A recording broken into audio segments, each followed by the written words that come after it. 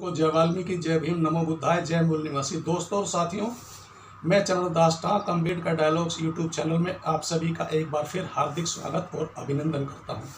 दोस्तों और साथियों, मैं अपने अम्बेडकर डायलॉग यूट्यूब चैनल पर आज आप लोगों के साथ जो वीडियो साझा करने जा रहा हूं, जी हाँ साथियों, वह वीडियो बहुत ही अहम और महत्वपूर्ण है। जी हाँ साथियों, मैं आज अपने अम्बेडकर डायलॉग यूट्यूब चैनल पर आप लोगों के साथ जो वीडियो साझा करूंगा साथियों, उसका शीर्षक है वर्ण व्यवस्था। जी हाँ साथियों, वर्ण व्यवस्था पर मैं आप लोगों के साथ वीडियो साझा करने जा रहा हूं। साथियों, जैसे कि मैंने और आपने और सभी देशवासियों ने पढ़ा होगा और आप लोग भली भांति जानते होंगे कि वेदों के अनुसार मनुष्य को जो 4 जातियों में बांटा गया है, उसमें सर्वप्रथम जो है उसको सर को बताया साथियों, सर को बताया, इसको बताया है ब्राह्मण। जी हाँ साथियों, ब्राह्मण और ब्रह्मांड।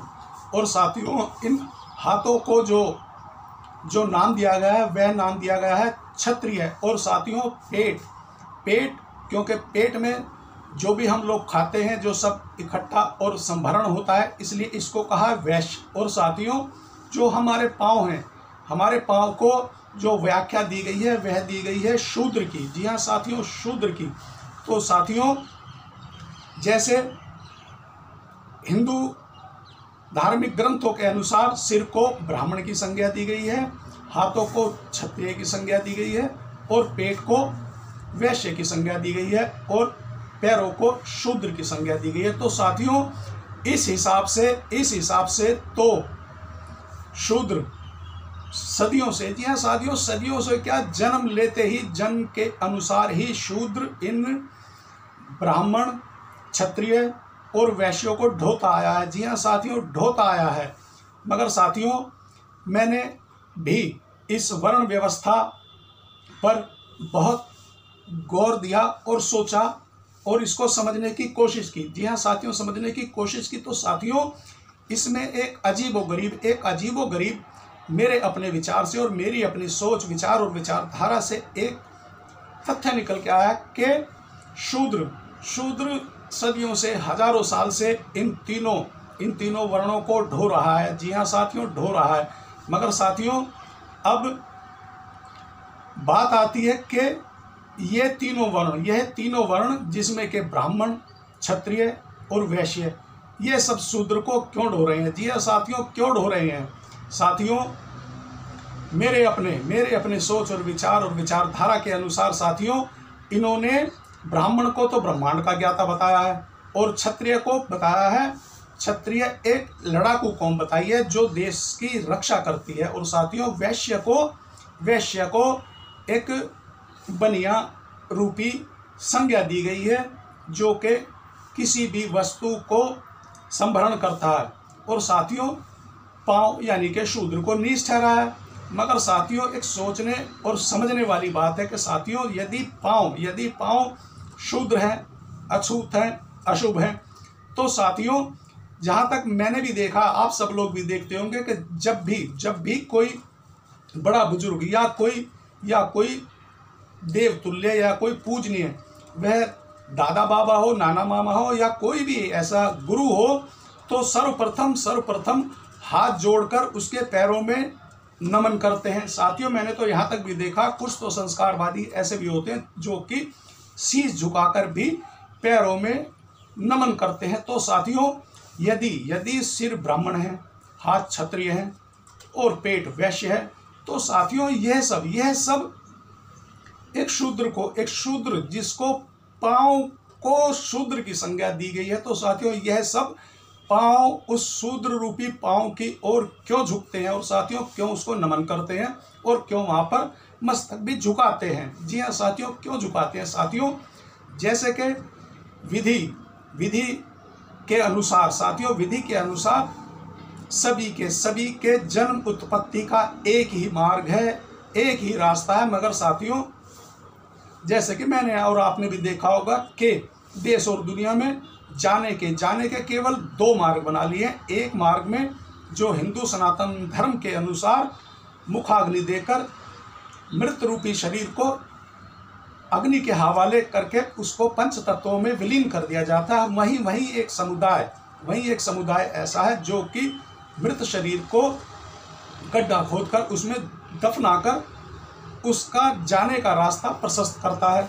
तो साथियों, अब बात यहाँ आती है कि साथियों, जब सभी मनुष्य का आने का एक ही रास्ता है, जी हाँ साथियों, एक ही रास्ता है, तो फिर साथियों सिर ब्राह्मण कैसे हो गया, हाथ क्षत्रिय कैसे हो गए और पेट वैश्य कैसे हो गया, और साथियों पाँव शूद्र और अछूत कैसे हो गए। जी हाँ साथियों, अछूत कैसे हो गए। अब साथियों मैं बात एक और करता हूँ कि साथियों जैसे कि आप लोगों ने पूर्व में भी देखा होगा कि यदि कोई दलित किसी ब्राह्मण क्षत्रिय या वैश्य को मात्र छू लेने से, जी हाँ साथियों, मात्र छू लेने से वह अशुद्ध और अपवित्र हो जाता था। तो साथियों आखिर जब यह तीनों वर्ण इनके अनुसार मंदिर एक ऐसा धार्मिक स्थल है जहाँ पर शूद्रों का प्रवेश वर्जित है। उस मंदिरों में केवल ब्राह्मण, क्षत्रिय और वैश्य ही प्रवेश कर सकते हैं। मगर साथियों एक सोचने और विचारने की बात है। साथियों हो सकता है मेरा सोचने और समझने का तरीका अलग हो, मगर साथियों तार्किक जरूर है, क्योंकि साथियों जब भी कोई ब्राह्मण मंदिर में प्रवेश करता है तो साथियों सर्वप्रथम शूद्र ही सबसे आगे बढ़ते हैं। शूद्र यानी कि पांव आगे बढ़ते हैं तो ही वैश्य भी अंदर जाएगा, क्षत्रिय भी अंदर जाएगा और साथियों ब्राह्मण भी अंदर जाएगा। तो फिर साथियों यदि ब्राह्मण, क्षत्रिय और वैश्य के पांव शूद्र नहीं है क्या? जी हाँ साथियों, ब्राह्मण, क्षत्रिय और वैश्य के पांव शूद्र नहीं है क्या? साथियों यह है मेरा तार्किक विषय। क्या साथियों, क्या केवल शूद्र जाति में जन्म लेने से ही वह पूरा का पूरा व्यक्ति शूद्र और अपवित्र हो जाता है क्या? साथियों किसी शूद्र का मस्तिष्क या सर, क्या वह ब्राह्मण या ब्रह्मांड नहीं है क्या? साथियों उस दलित और अछूत के घर जन्म लेने वाले व्यक्ति या बालक के हाथ क्षत्रिय नहीं है या उसका पेट वैश्य नहीं है। साथियों यह है मेरे तार्किक विषय जो कि मुझे नए तर्क करने के लिए प्रेरित और उत्साहित करते हैं। साथियों जैसे कि आप लोग सभी जानते हैं कि जब से सृष्टि की रचना हुई है, हम बहुजनों, दलितों और अति दलितों को शूद्र की संज्ञा और नाम देकर प्रताड़ित और उत्पीड़न किया जाता रहा है। तो साथियों जरा सोचिए साथियों कि जब हम एक अलग धर्म या एक अलग जाति में जन्म लेने से पूरे के पूरे अछूत हो जाते हैं, अपवित्र हो जाते हैं। तो साथियों जब जीवन का एक ही मार्ग है, वह चाहे ब्राह्मण हो, क्षत्रिय हो, वैश्य हो, चाहे शूद्र हो। साथियों जब संसार में जन्म लेने का केवल एक ही रास्ता है और वह पूरा का पूरा एक बालक के रूप में जन्म लेता है। जी हाँ साथियों, बालक के रूप में जन्म लेता है। तो साथियों जरा सोचिए कि उस समय की मनुवादी, रूढ़िवादी सोच विचार और विचारधारा ने कैसे मनुष्य को, इंसान को 4 वर्णों में बांटकर उसका विभाजन कर दिया है। जी हाँ साथियों, उसका विभाजन कर दिया। साथियों सोचने वाली बात यह है कि किसी ब्राह्मण के यहाँ यदि कोई बालक जन्म लेता है तो वह जन्म से ही ब्राह्मण है, और साथियों यदि किसी क्षत्रिय के यहाँ किसी बालक ने जन्म लिया तो वह जन्म से क्षत्रिय है, और किसी वैश्य के यहाँ कोई बालक जन्म लेता है तो वह जन्म से ही वैश्य है। और साथियों यदि किसी दलित और शूद्र के यहाँ जन्म लेने से ही मात्र वह बालक शूद्र, दलित और नीच हो जाता है। जी हाँ साथियों, नीच हो जाता है। उसका सर ब्रह्मांड या ब्राह्मण नहीं है, उसके हाथ क्षत्रिय नहीं है, उसका पेट वैश्य नहीं है।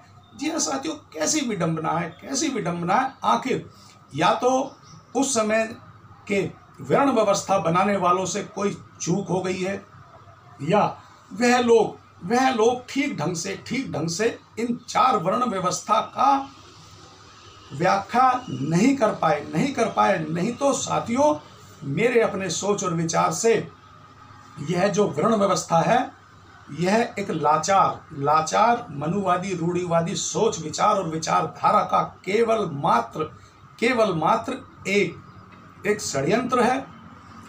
हम बहुजनों दलितों को भटकाने का एक मार्ग है, एक रास्ता है, इनकी सोची समझी चाल है।